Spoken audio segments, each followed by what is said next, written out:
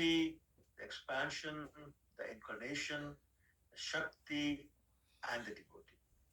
So those are the five features he appeared in. When Krishna appeared in Dwapar Yuga, he appeared in two features. One is Krishna and Balaram himself, and they are both Vishnu Tattvas. In Lord Chaitanya's appearance, there's three Vishnu Tattvas, Lord Chaitanya, Lord Nityananda, and Advaita Acharya. And then Shakti Tattva and Bhakti Tattva. With Lord Krishna, it's two Vishnu Tattvas. And when Krishna appeared as Lord Ram, he appeared in four features, all Vishnu Tattvas. So as we know, the four quadruple expansions of Lord Balaram are Vasudev, that appeared as Lord Ram in this particular Leela, Sankarshan, that appeared as Lord Lakshman, Pradyumna, who appeared as Lord Bharat, and Aniruddha, who appeared as Lord Shatrugna.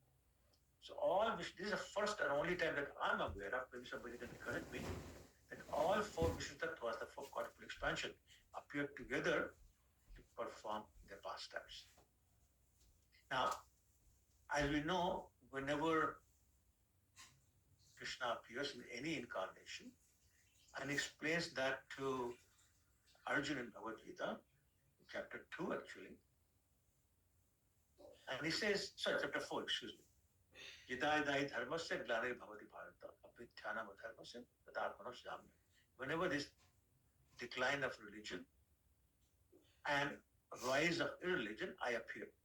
But why do I appear when that happens? Next verse 4:8, he says, Paritranaya sadhana, vinashaya cha dushkratam, dharma sthapnarthaya, sambhavami yuge. So, to protect the devotees and to annihilate the demons or miscreants and to establish the religious principles, I appear yuga yuga, from millennium to millennium I appear. So this millennium we are talking about Treta Yuga. As you know, there are four of these yugas or millenniums. We have Satyug, Treta Yuga, Dwapar Yuga, and Kali Yuga. Lord Ram appeared in Treta Yuga. So obviously, one reason as we're talking about is to establish the religious principles.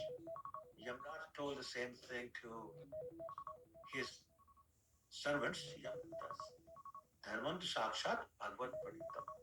That religious established or can be established only by the Supreme Personality of Godhead Himself. Or you can say the other way, whatever Supreme Personality of Godhead establishes is the religion or religious principles. They both go together. Nobody else, that particular verse I'm referring to, Yamraj says, not the rishis, not the munis, not the demigods, not the human beings, not the demons, not the Vidya, Charanadi, the different types of demigods. Nobody can establish religious principles. Only the Lord can do that. So clearly, Lord Ram's purpose was also one of the purposes we talked today was to establish the religious principles. But it's interesting how he did that. So he appeared not just as human being, because well, so did Lord Chaitanya, so did Lord Krishna, etc., etc. I'm not talking about the ones before Lord descended there. Matsavatar, Kumavatar, Varavatar, etc. Most of the incarnations we talk about are human form. So what's the difference? The difference is the mood, the activities. Lord Ram appears as a human and acts as a human. And the reason, as we know, was that when Ravana, the demon that Lord Ram appeared specifically to kill, had gotten benedictions from Lord Brahma. And the benediction was that nobody, not an animal, not a demigod, not a bird, etc., can kill me. But because he was so, what do we say, so, I guess, so consider this, he was so insignificant that he did not bother asking for the benediction that he cannot be killed by a human being. Similarly, he considered the bears, the monkeys so insignificant, he did not include them in his benediction that cannot be food. So Lord Ram came as a human being and acted as a human being to counter the benediction that he had asked for and the omission he had in requesting his benediction.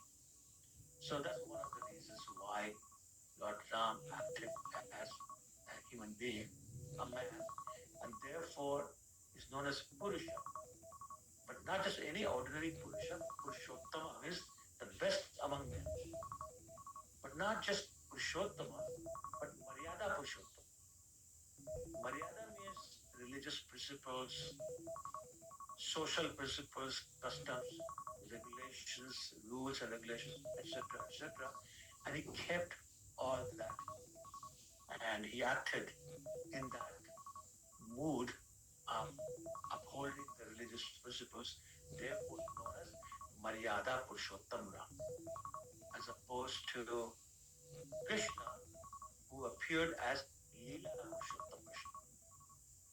More emphasis on the pastimes, more emphasis on sweetness than on godness. With Lord Ram, it was, although acting as a human, but the godness was not forgotten. And everybody who interacted with him knew there was something very special about him, and therefore his relationships were always formal, as opposed to informal relationships in Krishna's pastimes. So Krishna's pastimes so informal that his mother would chastise him, tie him up with a rope and down with a leela. His father would ask him to bring sandals for him. His friends would climb up on his shoulders, tell him to carry him. They ordered him to do things. Uh, they told him directly, point blank, who do you think you are? We are equal to or greater than you. And Krishna said, you're right. And he enjoyed that. So that was the mood of Krishna. And that was the difference between Krishna's mood and Lord Ram's mood. Lord Ram always very formal.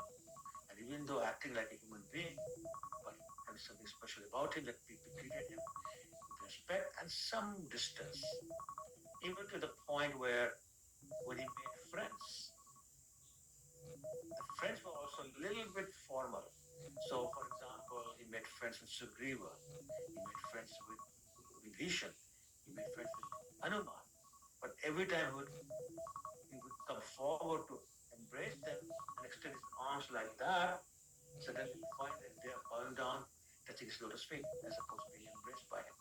So, my point is that there was a difference in the mood. And that mood was reflected in all the people, devotees of Krishna or his brothers, they all carried the same mood. Just like in Krishna's Leela, everybody carried Krishna's mood of sweetness trumping the godhood. Here, everybody carried the mood of honoring, respecting the godhood, and having that distance of Maryada. Maryada being again the rules and regulations are more important than the sweetness of the relationship. And we'll talk about that in a while. Anyway, so Lord Ram appeared to establish the religious principles, and he did that. He did that very well. Then, of course, there were three other brothers who appeared with him. Again, as I said, all Krishna Tattvas. Let's start with Lakshman, who is none other than Sankarshan or Balaram or Sheshnag, whatever you want to call him. That's Lord Lakshman. And he came with one simple mood. That is, I want to serve the Lord. Ram is my Lord. I am a servant of the Lord. And in that mood, he served him amazingly. I mean, only Balaram could do that. So much so that he grew up serving Lord Ram for everything that Lord Ram needed. Lakshman was there to serve him. And this is why when Lord Ram was invited by Vishwamitra to go to the forest and kill Marichi, Tadka, etc., the demons who were disturbing their fire sacrifices, Lakshman went with him. When Ram was exiled at the request of his stepmother Kaikeyi for 14 years of forest exile, Lakshman went with him. So much so that anything that needed to be done in the service of Ram, Lakshman was doing that, which actually caused a problem at the time when Lord Ram got married and Mother Sita came to Ayodhya from Janakpuri or Mithila, she wanted to serve as his wife, as the wife should. But she found that before she would start to do any service, Lakshman would already have done it. So after some time, she became very frustrated and she went to her husband, Lord Ram, saying, "This is not right. I'm your wife. I'm supposed to serve you. But I don't get any opportunity to serve you because before I start the service, I find Lakshman has already done that. So help me." Now, this was a dilemma for Lord Ram. He said, "My brother Lakshman loves me so much, he'll be devastated if I tell him to stop serving. And my wife, whose mood to serve me, whose role is to serve me, whose right is to serve me, and I love her so much. But if I tell her to not bother doing my service, that will be devastating for her. So what do I do?" Well, Lord Ram, especially in the role of Lord Ram, Maryada Purushottam, knows all the rules. So he said, "Lord, when there's a dilemma, you go to your guru." That's what Arjun did. When he had a dilemma, he went to Krishna, called him his guru, and Lord Ram went to do the same thing, called his guru Vasishta. I said, "We have a problem. Please resolve it." I should, Vasishta being a very nice soul and very, very, very intelligent and knower of all the excuse me, scriptures and religious principles, he said, "Yeah, very simple. From now on, any work that has to be done inside the palace becomes the responsibility and sole right of Mother Sita.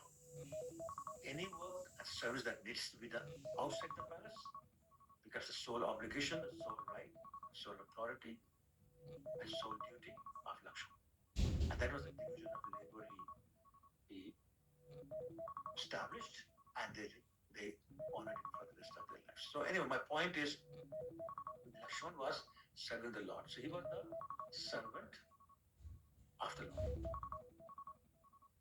Then Bharat, which is oh, I should also point it out, when they appeared, um, they were put in the bassinets or the crypts, if you want to call them, side by side. So in the order of appearance, Lord Ram, Bharat, Bharat, Lord Lakshman, and Shatrughna, in that order, in a row, four bassinets or crypts were put, and they were put in those crypts.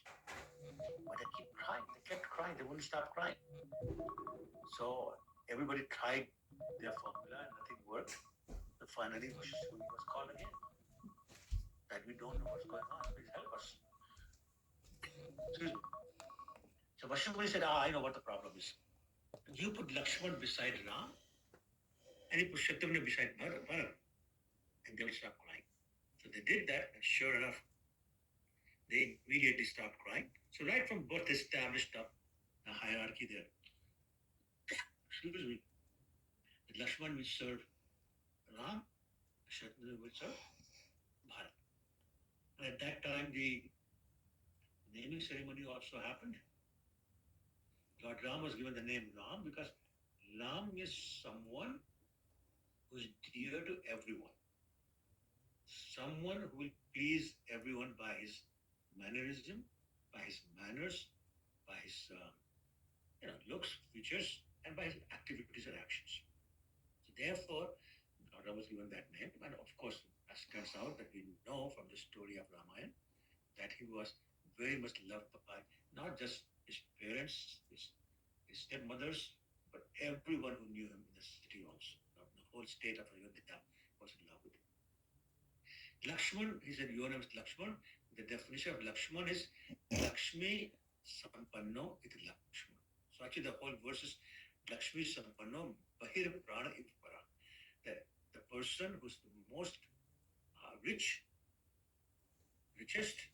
and whose life air, prana, which is outside his body, in the form of Lord Ram, who's walking ahead of him.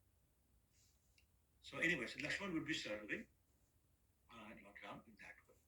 Then Bharat was given the name Bharat, the implication being that you will carry, Bhar means weight. So you'll carry the weight unfair allegations, accusations, criticism. It will be all untrue. You'll have to tolerate that, and you'll have to tolerate the, the running of a kingdom that is not yours. So you'll serve it as a representative of somebody else. It will carry that weight also. It will also carry the weight of austerities which will perform, waiting for something to happen. It will also carry the weight of trying to convince people to do some things for you. You will not succeed, and you have to carry that weight also. So your name is going to be Bharat. And that's exactly what Bharat was doing. As we know, that when Kaikeyi was convinced by her servant Manthara to ask for the benedictions, the two benedictions that she had been promised by King Dasharath, Bharat was not there. Bharat and Shatrughan had gone to their Mamaji's house, their uncle's house, which was actually in present-day Russia. So as we know, the stepmother's name was, sorry, Bharat's mother's name was Kaikeyi. Kaikeyi was given the name because she came from Kekadesh. Keka means peacocks. So the country of the peacocks, where she came from, and that was present-day Russia. Somebody told me that it's actually not Russia, it's Russia, because that is also the place the rishis resided and performed the austerities. And that's one of the reasons why so many peacocks were there. Anyway, the point is, he was long distance away from Ayodhya, and he had no idea what's happening there. But people assumed that this was a game played by Bharat, that he decided to get away from there, and he convinced his mother, asked for the kingdom for him. So when Kaikeyi asked that benediction, King Dashath had a choice. The choice was he could simply say no, because he loves Ram so much, he cannot bear the sight of Ram being away in forest for 14 years, separate from him. And if you think about Krishna's Leela, that's exactly what Nanda Maharaj had done. But Krishna asked him to not worship Indra and worship Govardhan Hill instead. Nanda Maharaj knew extremely well, very, very well, that Indra would be angry, he'll cause devastation, there may be death in our village. We may die also. But to him, his love for Krishna was so strong, he said, I don't care if we die. I don't care if all Vrindavan is Brij lost with the floods and whatever Indra can throw us at us. What's more important is that we love Krishna and we have to do what Krishna wants. So to please Krishna, I'll risk that. That was Nanda Maharaj's mood, because Krishna's mood was sweetness trumps godhood. But here Lord Ram had come in a different mood. Here godhood trumps sweetness. So therefore, knowing full well that I will leave my body in separation from Ram, King Dashath said, it's okay. And he chanted a very famous verse. Those of you who are familiar with Ramcharitmanas or Tulsi Ramayan will know this verse. He said, Raghukula Riti Sadachali Ai, Prana Jaya Para Vachana Na Jaya, which means I come from the dynasty of Raghu. And we have this tradition that when we give our word, we keep it even at the cost of our own life. So, my dear Kaikeyi, I know within days I'll have to give up my life in separation from Ram, because I promised you, I grant you that benediction that Ram will be exiled. And of course, Kaikeyi asked the second benediction was that Bharat will be the king. So he granted them both. And sure enough, within few days, he left his body. When he left his body, Bharat was informed in Ekadesh, and he came running from there. Of course, it took some time to get there. When we got to Ayodhya, he noticed everybody's looking at him with hateful eyes, the look of hatred. He did not understand what was going on. So he rushed into the palace and was told that his father had left his body because his mother had asked for this benediction. He was so angry when he heard that. He went to his mother Kaikeyi and really fought with her in great mood of anger and said some very bad things to her in this anger. He told her, and there's an expression in India, in Hindi, says, Tumhare muh mein keede kyun nahi pad gaye, which means Why did the insects not occupy your whole mouth so you couldn't speak? And they will eat your mouth away, it will rot. He said, you should put black ink on your face because I don't want to see it. You are a disgrace. I'm so ashamed of being your son. Why did I not die at birth so I'll not have to see this day? On and on he went on in his anger because of his love for Lord Ram. He apologized to Buddha Kaushalya and refused to accept the kingdom. And then it was time for the last rites to be performed on Dasharath. So he said, I'm the eldest son right now. I will perform those last rites. And the Vasishtha Muni said, no, you will not do that. Bharat was shocked. He said, why not? I'm the son. At this time, I'm the eldest son present. I should do that. That's the rule. And Vishnu said, King Dashrath, before he left his body, specifically told me that Bharat is a crooked person. Bharat is a fallen soul. I don't want him to touch my body even after my death. So therefore, you cannot perform the last rites. Now imagine an innocent person being told like that, and he does not have an opportunity to explain it to his father because he left his body. Having to carry that weight for the rest of his life that his father thought so lowly of him. His father basically cursed him to not touch his body. Imagine having to live with that. But he has no choice. He lived with that. And then he said, I do not want this kingdom. I never asked for it. I'm going to go to where Lord Ram is and bring him back. And so he left. Now, some people in Ayodhya were convinced that Bharat is sincere and that he's going to bring Ram back. Some people were still not convinced. They said, oh, it's just a drama boss. He's playing drama. He's just doing his drama that to show us that he really wants Ram back. He doesn't really want Ram back. So they went with him. His three brothers went with him because they also wanted Ram back. His whole army, the generals, the ministers, they all went with Bharat. And Bharat said, I'm not going to go on a chariot. When Lord Ram walked, I will walk. My Lord Ram walked bare feet, I will walk bare feet.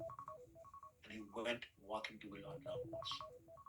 It's mentioned that every time he passed a tree, when Lord Ram rested, he would stand there and cry in separation of Ram. Anyway, finally, he got near the place where Ram was staying. Lord Lakshman saw this big army coming his way. He realized Bharat was coming, and his reaction was, Bharat is not satisfied getting the kingdom, he wants to come here and kill us. So he asked for permission from Lord Ram to kill Bharat. He said, I'll do it right now. Of course, Lord Ram understands everything. He certainly understands the heart of Bharat that he told Lakshman, my dear brother, don't think along those lines. You don't know Bharat. Bharat is so pure that, referring to the story of Agastya Muni drinking the whole ocean, that it is possible Agastya Muni will drown in water in a hoofprint. It is possible that the mid-afternoon or the noon sun can be covered by some clouds completely. But it is not possible for Bharat to have ill feelings towards us. He's coming here to take us back to Ayodhya. So calm down. Anyway, finally Bharat arrived. There was what's known as Bharat Milap, which is a meeting of Bharat and Ram. And Bharat fell at the lotus feet of Lord Ram and begged him to please come back. Lord Ram said, no, there's a benediction involved here, the instructions of our father, I cannot go back. Bharat said, I will stay in your place. You go run the kingdom. So our father's word will not be gone waste. And if the Lord Ram said, no, there's 14 years of exile also, I have to do that. And Bharat said, myself and my brother Shatrughna will take your place. We'll go to the forest for 14 years. You please go back to Ayodhya. But of course, Lord Ram was not to be convinced. So finally, Bharat said, okay, if you cannot come, I will not run the kingdom. Ram said, no, that's not a choice. You have to run this kingdom. Or somebody has to, as you. So Bharat said, okay, fine. Please give me your sandals and establish them on the throne as your representative. I'll run the kingdom on your behalf. And then they returned, but Bharat did not return to Ayodhya. So this is too palatial, too comfortable a place. If my Lord is going to be in the forest, I'm going to leave the forest also. My Lord is going to live like a ascetic, he was an ascetic. So for the 14 years that he did not run for, he took the dress of an ascetic, stopped shampooing his hair, stopped braiding, and braided them in chata form, dry braids. And he would only eat barley cooked in cow urine. That was his diet. He'll take bath in Saryu River at 1 o'clock in the morning because people still hated him so much. They saw him, they threw bricks at him. And that's the life he lived, serving his Lord. And then, of course, finally it was Shatrugna. Shatrugna, the word Shatrugna means the killer of the enemies.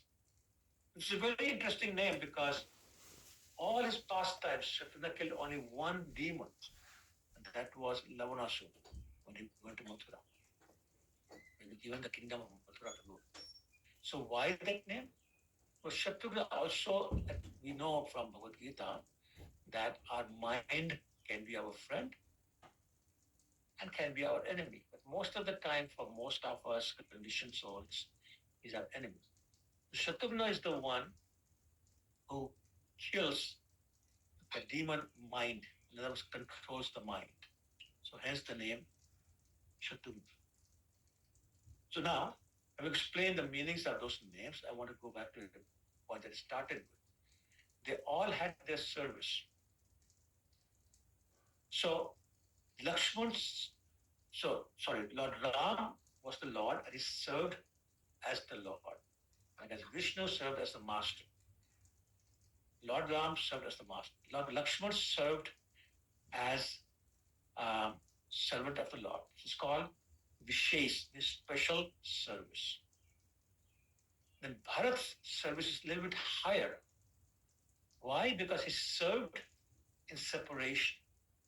Lakshman stayed with Ram when he was exiled for 14 years. He served in union. Bharat served in separation.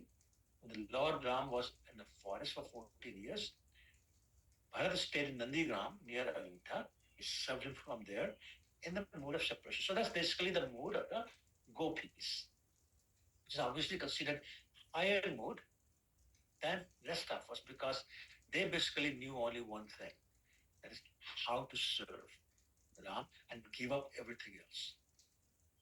So Bharat was a little bit higher, more special than Lakshman's service. And then Shatrughna was serving the servant of the Lord Bharat. So, as the philosophy of Lord Chaitanya, he was Das, the servant of the Lord. So again, by our scriptures, let's consider higher.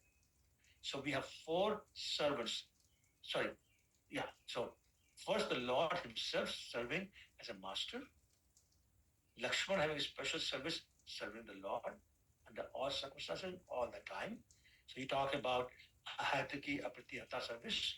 So which is totally unceasing, incessant service that Lakshman was performing. Bharat was Visheshtar, which means more special because doing a service in the mood of separation. And then Visheshatam, which was the highest level, that is Shatrugna, serving the servant of the Lord. So those were the modes in which all the services will be performed by these four personalities. But that mood of service, that mood of Maryada, was continued by all the associates of Lord Ram who were invited to participate in the pastimes of the Lord. So let's talk about the mothers, because they were also devotees invited. to serve and participate in the pastimes of the Lord. So when it was time for Lord Ram to leave to the forest, let's talk about Kaushalya. She wasn't fighting with Kaikeyi. Why did she do that? You step wife of my husband. Now you're going to kill my husband and you're sending my son away. None of that. She was very much uh, in the loving mood. She called out Ram and gave him one instruction. He said, Lakshman is going with you. Lakshman is your son. You take care of him all times. You protect him from all the dangers. And my dear Ram, if anything happens to Lakshman, do not come back to Ayodhya. You will not be welcome back. That was instruction from Kaushalya, the mother of Lord Ram. Then Sumitra, she called Lakshman, her son, explained to him, my dear son, Ram is your father, Sita is your mother. You have only one duty to serve them 24/7. Wherever Lord Ram is, wherever Sita is, that is Ayodhya. You have no place in this Ayodhya without Ram and Sita. So you stay wherever you are, and that will be your Ayodhya. You serve them 24/7. Please also know it's a very takes a great amount of fortune to become Ram's devotee. Fortunate is the woman who gives birth to a devotee of Lord Ram. I am very fortunate. Do not make me unfortunate by giving up the service of Ram. So you go and you serve him. You come back only when they come back. That was Sumitra's instruction to Ram, to Lakshman. Again, carrying that same mood of Maryada. Lakshman did the same thing. He said, I'm coming with you. Ram said, there's no scripture in the world which says if a brother is exiled, that another brother has to accompany. So you stay here. You take care of our parents. You take care of Ayodhya. And Lakshman said, Bharat can do that. Shatrugna can do that. I cannot live without serving you. So I have to come. And he went with him. And then Mother Sita came. Actually, she came before Lakshman. She said, I'm coming with you also. And he said, do you know who you are? Let me remind you. You're a princess. You're a princess in Mithila, Janakpuri, and you are princess queen in Ayodhya. You are so soft that when you would walk on the streets of Mithila, your father will have servants spread rose petals on the street so your feet will not be hurt. You're so soft that even those petals made an imprint, not color, the imprint on the soles of your feet. How do you think you can walk in a forest which is full of pebbles, stones, and thorns? You are so used to being served by servants, thousands of servants.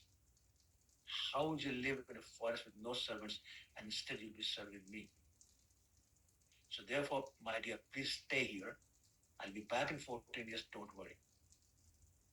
And she said, my dear Lord, I'll walk in front of you. I will crush those thorns, those pebbles, those stones, so your feet don't get hurt. I will cook for you. I'll take care of you. And my dear Lord, I also want to remind you something that a promise you made me before we appeared here. Lord Ram said, okay, tell me. He knew. I said, tell me. And she said, one day we were there uh, in our place in the Shir Sagar, the milk ocean. So on your bed, you will lying down, I was massaging your lotus feet, as I do all the time. And you asked me, My dear Lakshmi, you look a little sad today. What is the matter? What is bothering you? She said, my dear Lord, I have everything I can ask for. I'm you for my master. Everything I need is here. But, my dear Lord, my sadness is that we have no privacy. Lord Vishnu was surprised. Privacy? For miles, for thousands of miles, there's nobody around. We're on the ocean here. There's nobody here. What more privacy we could ask for? And with Lakshmi pointing with the eyebrows like that, pointing upwards. And then Lord Vishnu realizes she's pointing at Sheshnag, whose bed he's lying on, and his hood, millions of hoods are just above him. And she was saying that with millions of ears, is listening to everything I say to you, or you say to me. There's millions of eyes watching everything I do, or you do. So we have no privacy. So we need privacy from him. So this 14 years will be our time without him, and we'll have our privacy. Little did she realize, of course, that Lakshman was coming with him, with them. But of course, Lakshman very much honored their privacy. He was never near them at night. And when daytime was doing services, not with them, listening to their conversation. So anyway, so Mother Sita reminded Lord Ram of all that, so he agreed. So then, of course, as we know, all three went to the forest. Just looking for the time. Okay, I think I have some time. So they went to the forest. Oh yeah, sorry. And Mother Sita also told Lord Ram that you also need me to come with you. Lord Ram said, what do you mean I need you to come? And she said, your mission is to kill Ravana. And you need an excuse to kill him. Otherwise, what will you do? Just randomly go and attack Lanka and kill Ravana? No, you cannot do that. That's not Maryada Purushottam. You need an excuse. I will be your excuse. Again, forecasting the pastime of Ravana kidnapping the Sita. Anyway, so as you know, I'm not going to go to the details of the story. They go to the forest and do all sorts of pastimes.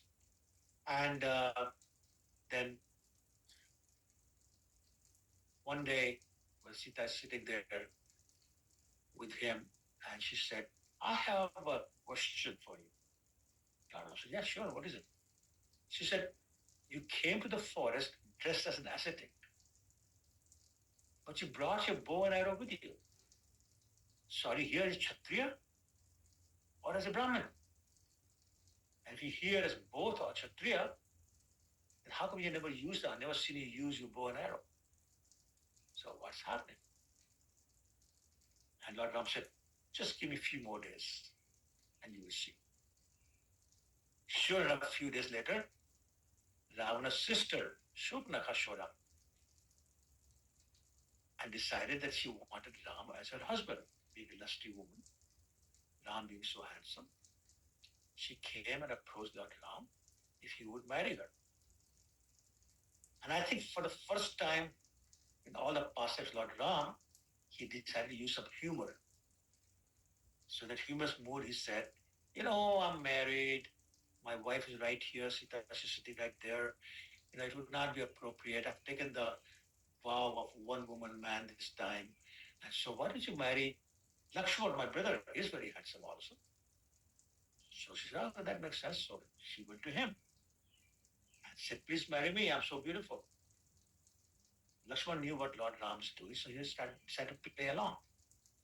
And he said, my dear mother, I don't know if you call her mother or not, my dear, um, I'm a servant of Ram. So if you become my wife, you will be the maid. Sita will be the queen. So do you want to be a maid or do you want to be a queen? Of course, Shurpanakha being Shurpanakha, she wants to be the queen, so she went back to Ram. Said, no, I don't want to be the maid, so I want to be the queen, so therefore you marry me. And then Lord Ram sent her back to Lakshman, who sent her back to Lord Ram, like a ping pong ball, was going back and forth. Finally, she figured out that the real reason why none of them wants me is Sita. So if I eat her, kill her, then my problem will be solved and one of them will accept. So she ran towards Sita to kill her. Lord Lakshman noticed that right away. He grabbed her and performed what's known as ENT surgery, ear, nose, and throat. Cut her nose off, cut her ears off, and threw it away. So the place that the nose fell is today known as Nasik, because in Sanskrit, nose means Nashika. So the place where Nasika falls became famous as Nasik. Anyway, so she was obviously very upset. She was running to her two brothers, Khar and Dushan, told them what has happened. So they came with their army. Lakshman saw the army coming. He said, "My dear Ram, you be with Mother Sita, and I'll take care of these people." Ram remembered Mother Sita's comment that she had not seen him use the bow and arrow. And she came, they came to the forest, and so he said, "No, no, you go take care of Sita. I'll take care of these people." And 1 hour, Lord Ram killed 14,000 demons, including the current Dushan. And somebody noticed that not a sweat drop appeared on the forehead of Lord Ram. So Shupnaka saw all that, went running to her brother Ravana, other brother Ravana, told him about how beautiful Sita was, and that she belongs to him, not Rama.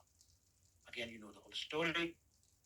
He came kidnapped, but before he could take her away, there was a bird, an eagle, by the name of Jatayu, who was actually a friend of King Dashrath.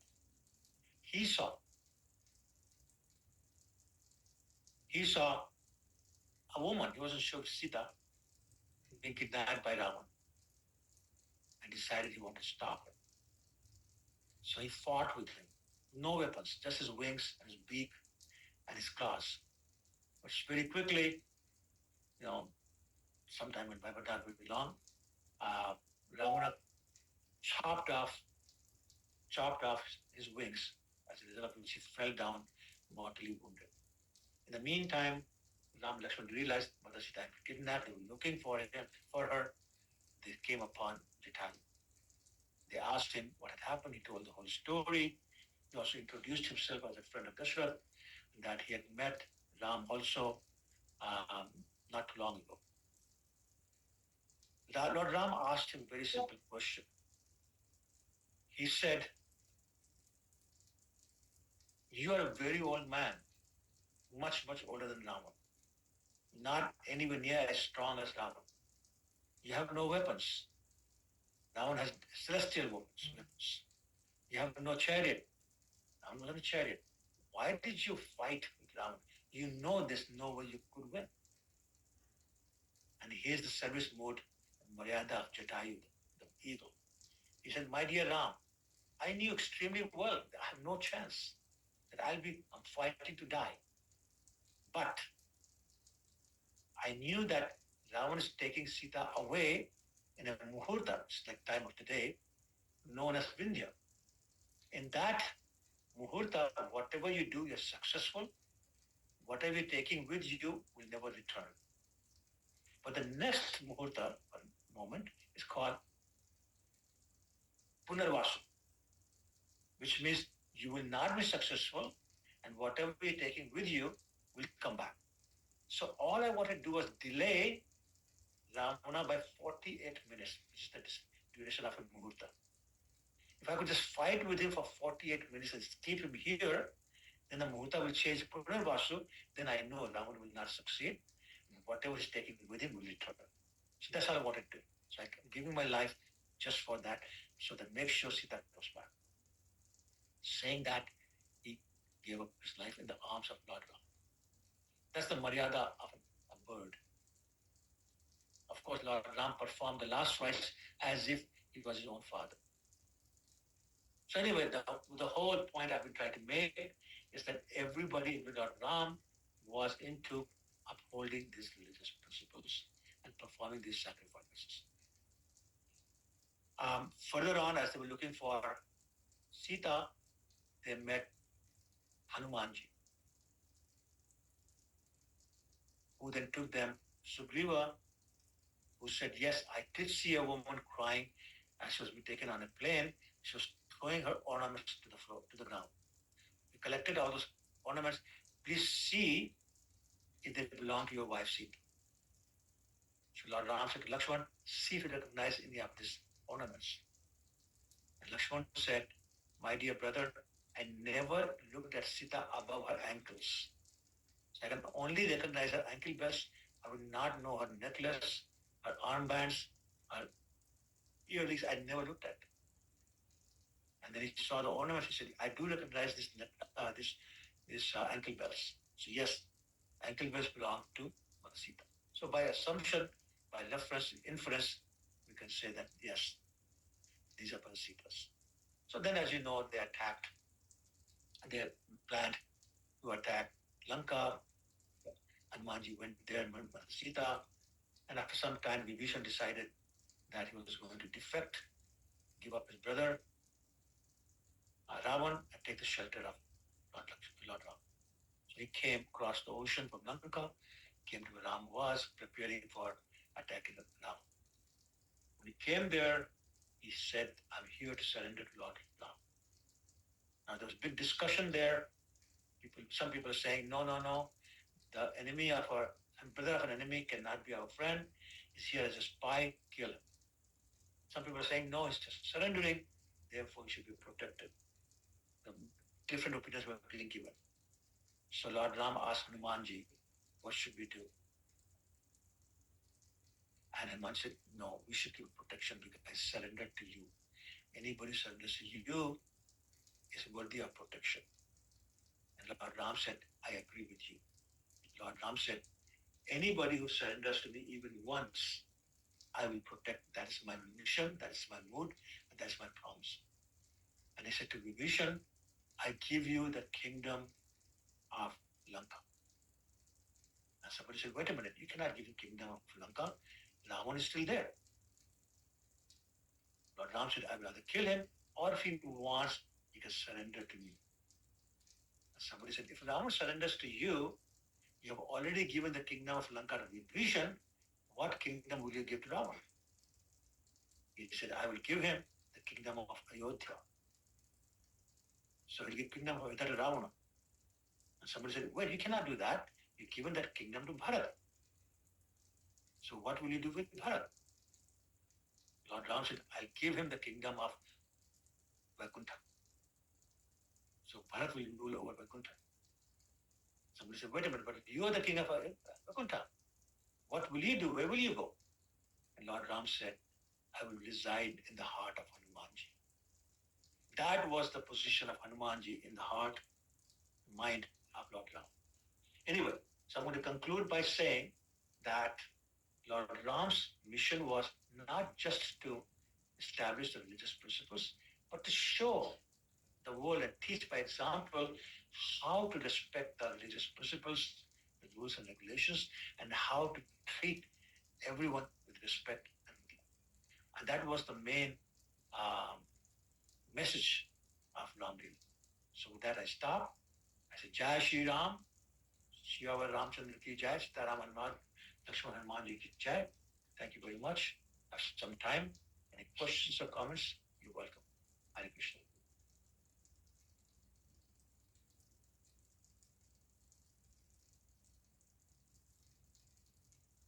I thought seniors will go, but no one is coming forward. Hare Krishna, Prabhu. Hare Krishna, Prabhu. Okay, Saraswat Mataji raised her hand. I'll allow her to go. Saraswat Mataji, you go first. Hare Krishna, Mataji. How are you? Good, thank you so much. Pranams to all. I was just reminded of a few things that I had heard about Ayodhya and, of course, Lord Ramchandra's Leela. And one of the things that was made clear, and this was during the Goloka Chat series of classes, was that, you know, how a lot of people are so confused and agitated when they come to that part of the Ramayana when Sita Mata leaves Ayodhya after coming back after the exile because of what the laundry person said. And one of the things that was made clear was that those people that caused that whole agitation and disruption of the peace that was to follow the coronation of Lord Rama after his coronation was that they weren't the original residents of the spiritual world and the planet known as Ayodhya. Those that caused that disruption were actually demigods who had descended to help in the pastimes of Lord Ramchandra. So just to make that clear, of course, it's not those residents that lived in the spiritual world of Ayodhya that would ever have cast those kinds of aspirations, those kinds of bad things about Mother Sita. And the other thing that was also made clear was that Sita Mata actually, when she was pregnant and she left, she left of her own choice, like how in the Vedic traditions, when a woman is pregnant, usually she goes to her pier, her maternal home to have the child. In this instance, she selected to go to the ashram of Valmiki so that her children would have from birth the advantage of all the spiritual knowledge and training that they could attain in Valmiki's ashram without any pressure of the royal titles as princes that they would have been given had they taken birth. And I was just some humor to inject in the class.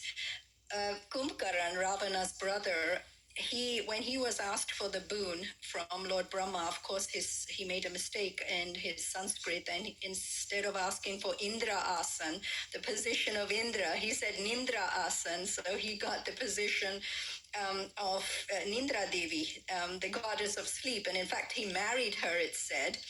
And one of the things was that after Kumbkaran was slayed by Lord Ramchandra, she went to seek shelter from Lord Ram, saying, where can I go now? You've killed my husband. So Lord Ramchandra said, all those devotees who attend Krishna Katha or Ram Katha, and they're not paying attention, you go to them so they will fall asleep. So just inject some humor. Thank you for reminding us so much about Lord Ramchandra's wonderful pastimes. Hare Krishna. Thank you, Vanessa, so much. You always are able to add something beautiful in these classes. I appreciate that very much. Thank you. That was nice, Saraswati Mataji.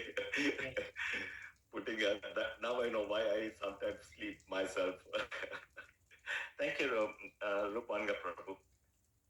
One simple comment is you made it and Sampurna Ramayana in 1 hour class. It was wonderful. And I never heard the detailed logic of the entire Ramayana, including the names and mother's names, all the things. My God, very interesting. Especially, I like this the Jatayu. Why he fought was very, very interesting about the Muhurta. So much minute detail you have put in. Thank you. Thank you. Thank you. And I would like to know, you mentioned that Bharat could not do the final rites because I didn't know this also. Dasarath told him not to touch. It was so. Who did the rites then to Dasaratha? Yeah, I'm sorry, but I don't know. I think the Muni must have done. I don't know who did that, but maybe Shatrughan did that. I don't know. Bharat was unfortunately told not to do it. Okay. And I faced many times when we talk about Ramayana, maybe. Sorry, I just remembered. Actually, there's an episode just before Lord Ram returns from Lanka that King Dasharatha appears and says, I'm still waiting for my last rites. So Lord performs it at that time. So maybe it's what nobody did that, but Lord Ram did next 14 years later. But anyway, someone has to give the Agni to the I'm sure. Okay, anyway, thank you for that. Sure. Many Matajis, especially outside, not the devotees, they question, they don't want to do the Ram, they don't want to chant the name of Ram also when we talk about Hare Krishna mantra. I said, no. They say that how can Rama do the Agni Pariksha to her? And at the end, when she was pregnant, also because of someone's, she was sent to the forest. What sort of an husband? Can you comment a little bit on that so that how to justify? First of all, Prabhu, Srila Prabhupada is very clear that when you say Hare Ram, Ram Ram, Hare Hare, one of the meanings of that Ram is Lord Ram also. Is it can mean Lord Balaram. Of course, the highest address is Lord Krishna, but also means Lord Ram. So Prabhupada is very clear on that. So that's one point. If she wants to fight Srila Prabhupada or she has problem with the Mahamantra, well, that's her problem or their problem, whatever. Now, to answer that question a little more directly, as I said in the beginning of my class, Lord Ram appeared in the mood of a human and he did all the activities as a human. So one of his roles was the king of Ayodhya. King of Ayodhya, king's role is being a parent, being a protector, and take care of all the subjects. And therefore, he has to worry about their opinions, their concerns, and whatever.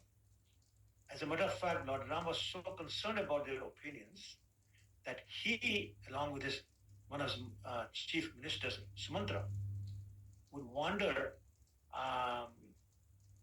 What do you call it? In disguise. In disguise, wander around the whole state, listening to conversations to see if somebody has any criticism of the king or the rule or whatever. It was during one of those nights when he was walking around in disguise that he heard this washerman make the comment to his wife. And therefore, he was duty was more important than love in that particular pastime. Right? I was saying in the beginning that the rules, regulations trumped godness, trumped sweetness. So the rule is that the king must take care of his subjects and must respond to that.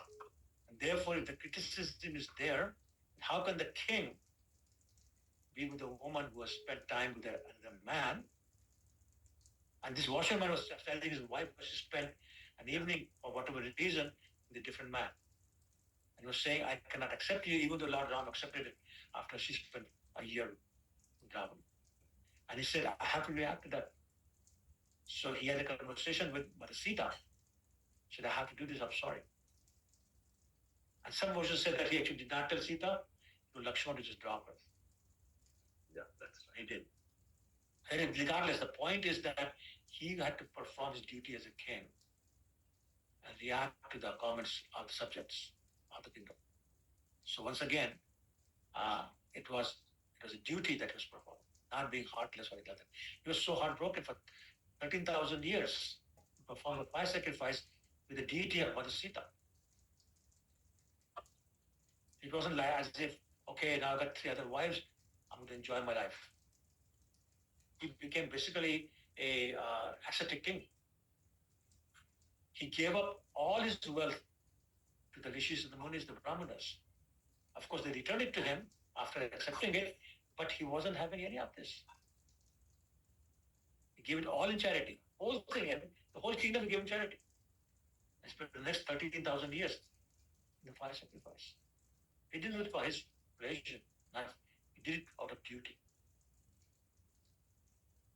If somebody doesn't like that, well, they can deal with it.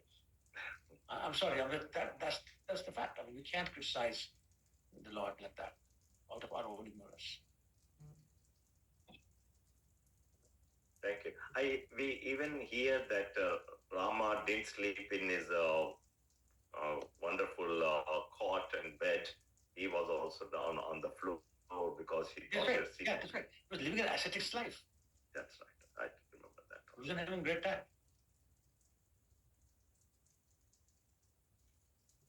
Anantacharya Prabhu has his hand raised. Thank you. Hare Krishna Prabhuji. Hare Krishna. Thank you for a wonderful class. Thank So I you. was just asking, like Manu Prabhu was he asking about the Agni Pariksha or like for the banishment of Sita afterwards? So because for Agni Pariksha was because since Chaitanya Charitamrita